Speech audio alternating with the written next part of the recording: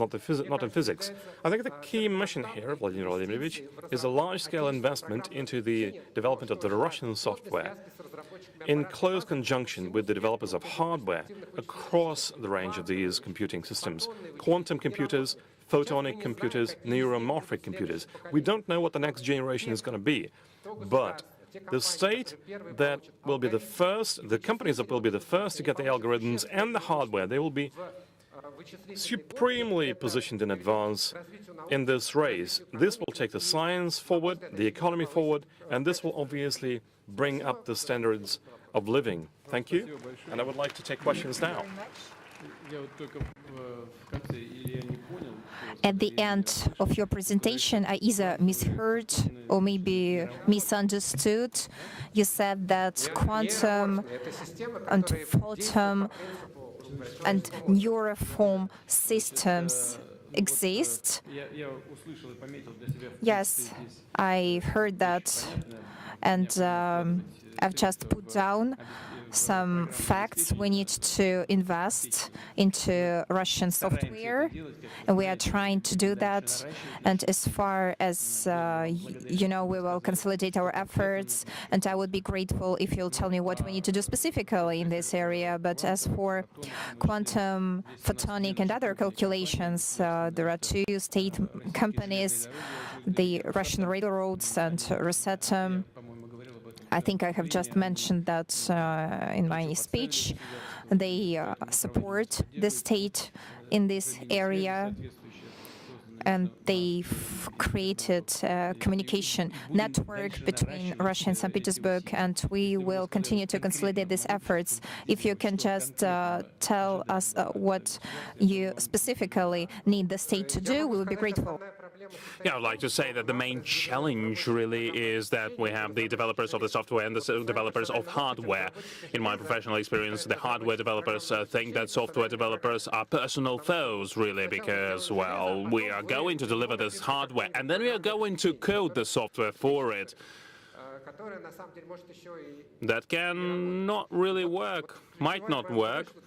And the key task here is that there should be the consortium, the combination, that algorithms are developed together with the hardware, but not the it's not the physics experts that should work in silos together with the AI experts. But the mentality is different, you know. It's like, look at the 90s, it was a very hard time, and maybe that kind of the mentality that's set in, you know.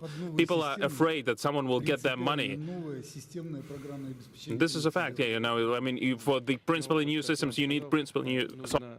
But as I have already told you, we need to find such a common point on which it will be interesting for everyone to work on. Yes, so that everyone sees the benefits, not the danger. Yeah, Dmitry Nikolaevich is a good specialist in this area and organizing common work. I will need to think it through. Yes, Mr. Putin, for sure we're going to work on that. We're working with the colleagues. I feel cautious when you say that we will do everything, that we will overdo. Anyway, we need to think about it, to talk about specialists in this area. Thank you very much. Thank you. Mr. Putin, Ivan, thank you very much. Just one more presenter.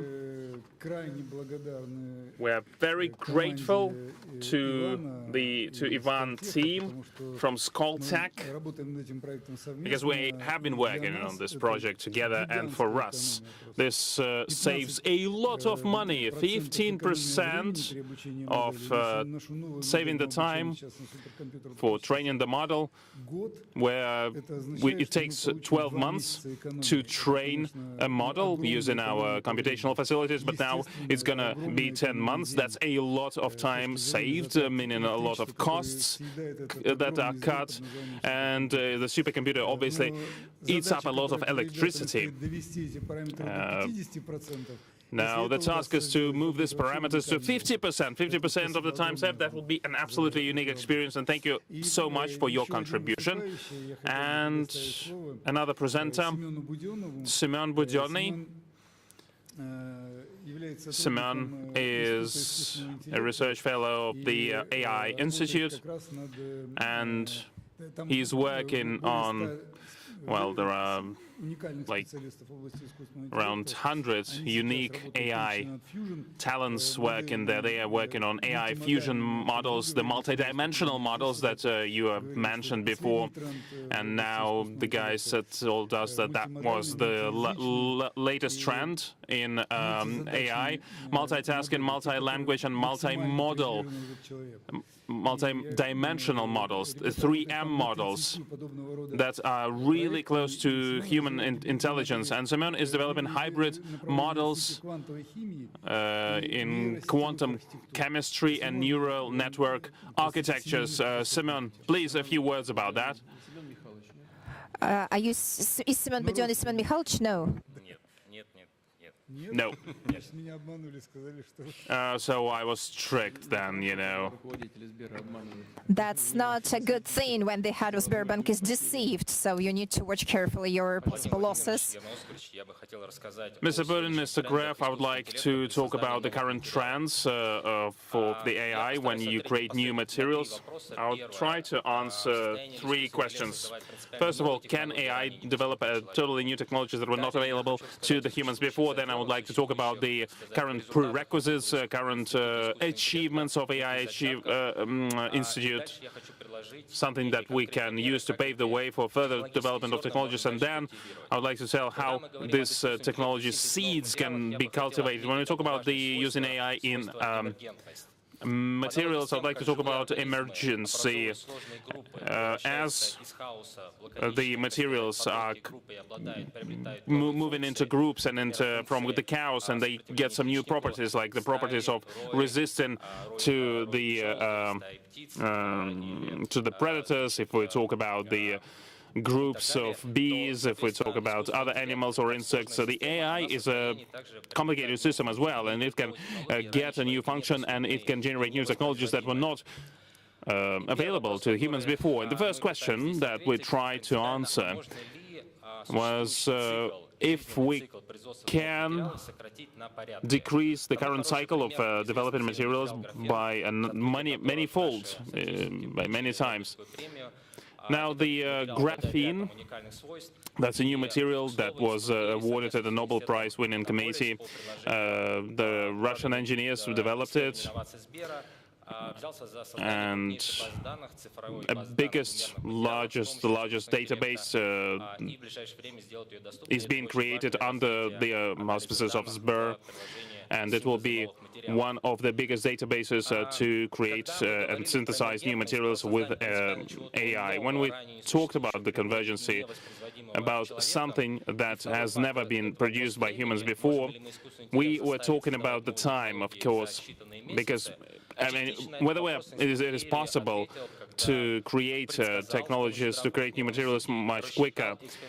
Using the graph and neural networks, scientists created a quasi-crystal list. These are the materials that are basically not present on Earth.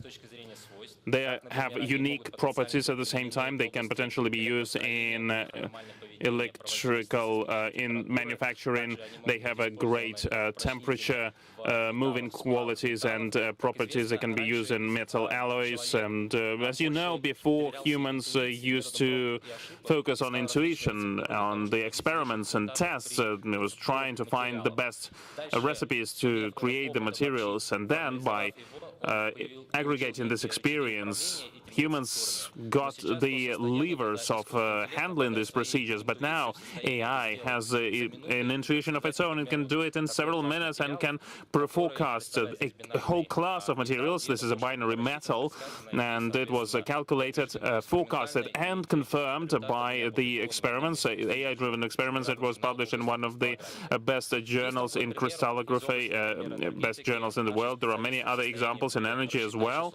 Our experts were able to calculate 650,000 components for electric catalyzers, and it replaced the quantum chemistry calculations for compounds.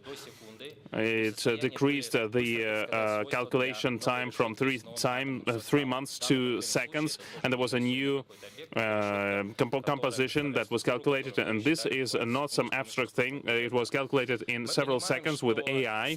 This is a totally new structure that actually works.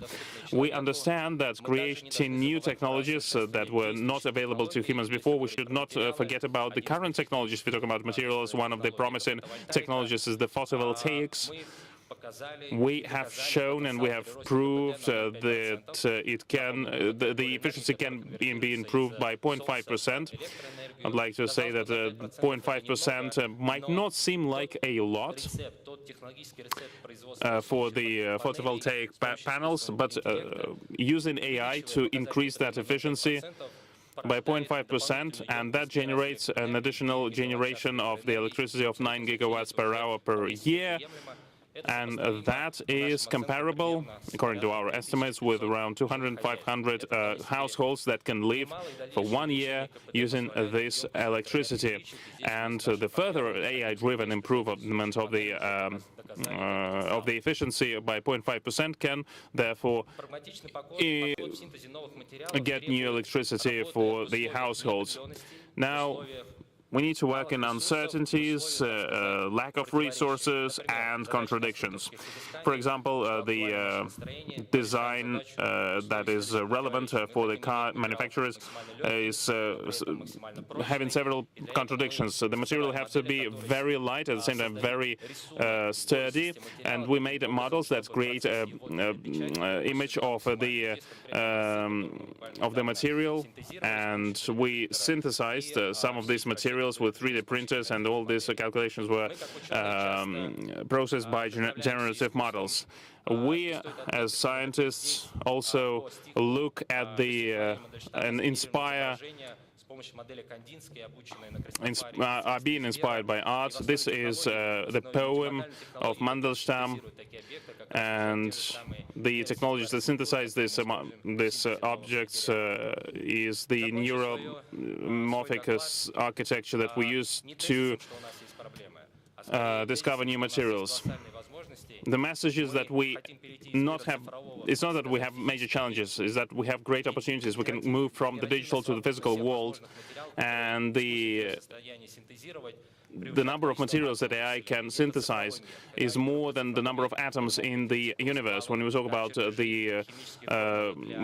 that, it can be new chemical formulas, it can be new pharmaceutical products, new alloys, and that's a lot. But synthesis and the equipment, that is a bottleneck. And if we improve the situation with the equipment, we will create new technologies that would not be available, that were not available before. And here we need to focus on the creation of the special test fields to experiment and test the new materials quicker. It will be AI-driven, and if we create such a flow and improve this bottleneck, remove this bottleneck, this will give us new opportunities, and the state and the scientists and the businesses should have equal access to this equipment. That's it for me. I'm ready for questions.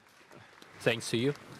The things that you say are, of course, inspiring, and as soon as you said that you're creating materials that do not exist in nature, do not exist on Earth, this in itself is very impressive, and of course it creates enormous opportunities for all the areas of human activity, not to mention the economy. It goes every way, including healthcare and industry. Of course, this is very promising and very interesting project, and if you say that to do that you need to create specialized polygons and have the necessary equipment, if you're having difficulties with that, I will work on that with the colleagues from the government.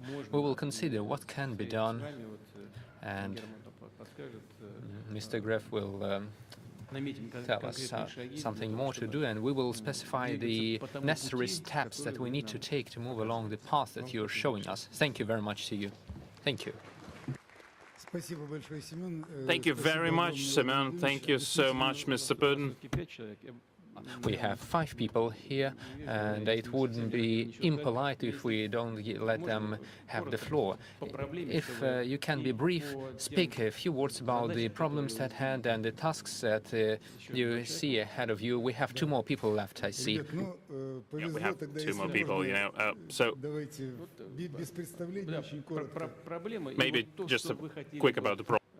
Yes, state the problem and what exactly you would like to see us do and have as support. So Alexei Naumov, please, High School of Economics, can you start? Mr. Putin, colleagues, I'm working on reinforcement learning, and this is a very important task because it emerges when it is needed when you develop driverless cars, automate manufacturing facilities, data center work and handling, and reinforcement learning is underpins the systems. There are many examples where AI with using RL is playing Go and winning.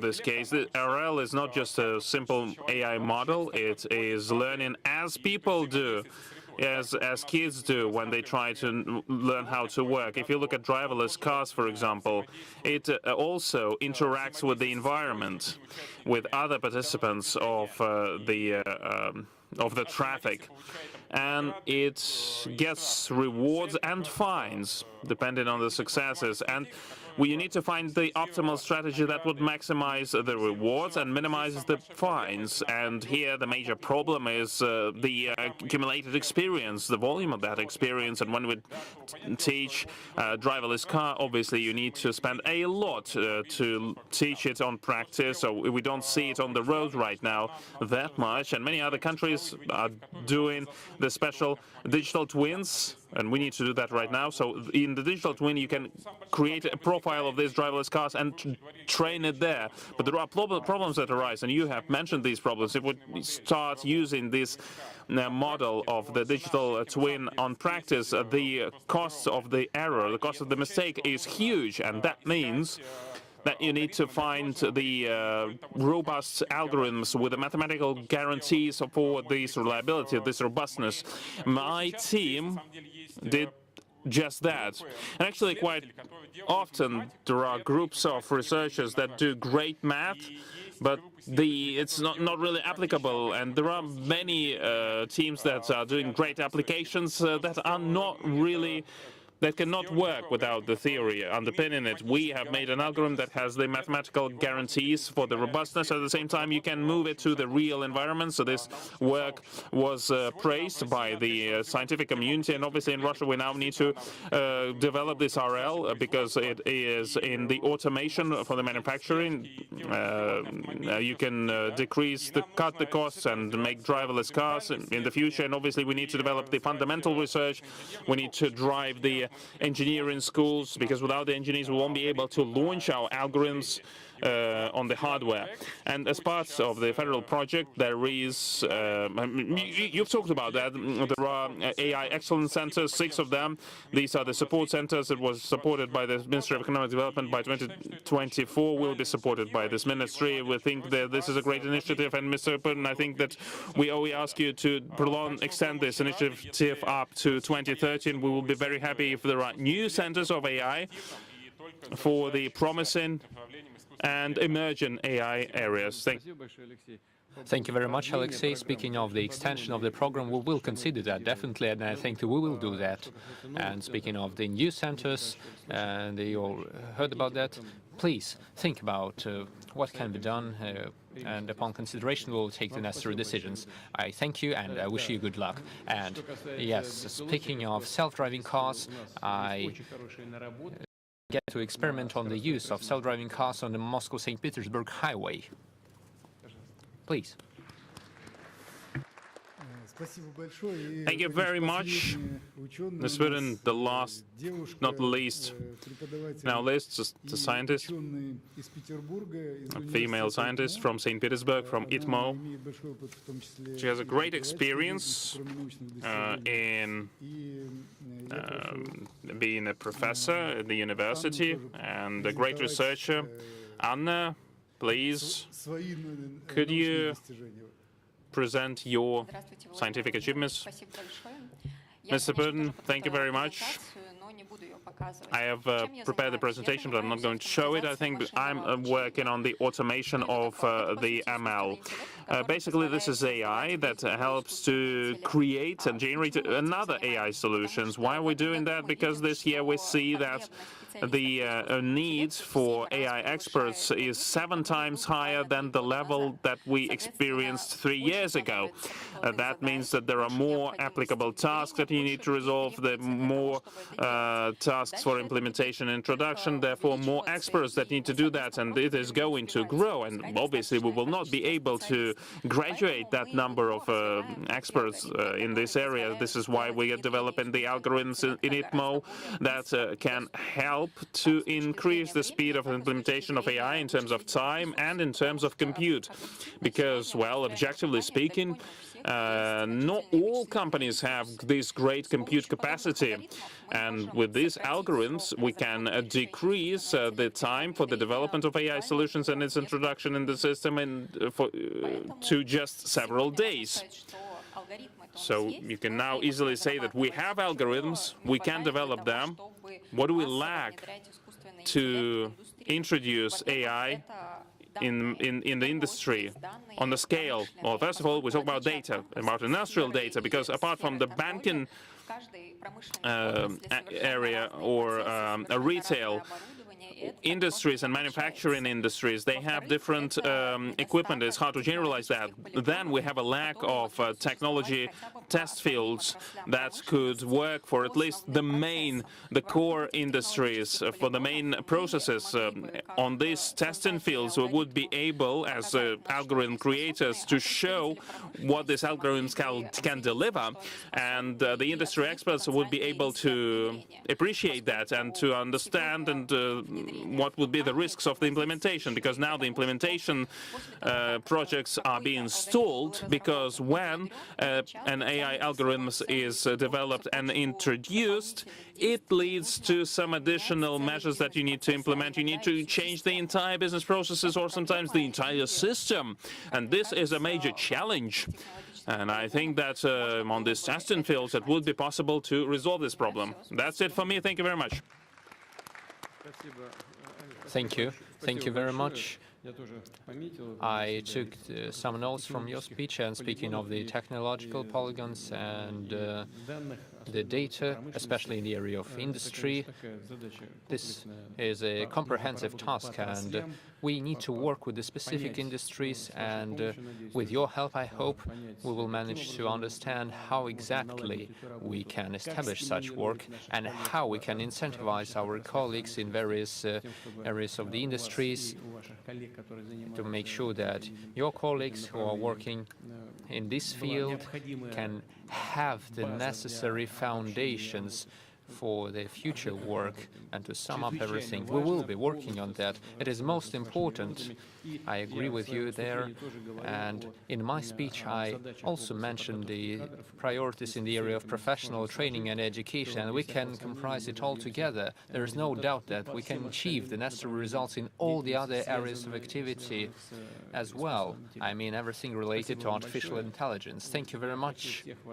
And I would like to thank all of you for your work and for today's participation in this work, for your involvement. I would thank Sber and Mr. Gref for paying attention to this serious topic, and you are not abandoning this area. You keep working on it and supporting it, just like with all the other participants of the process. And you're working with the people who are involved in the scientific arts and the people who organize this work in the companies and in the government. I would like to wish you all the success, since this is no exaggeration to say that your success will define the success of the country in general. This is most definite, and there is no doubt about it. And we must understand this as well, and we must realize this. as we go towards our goals.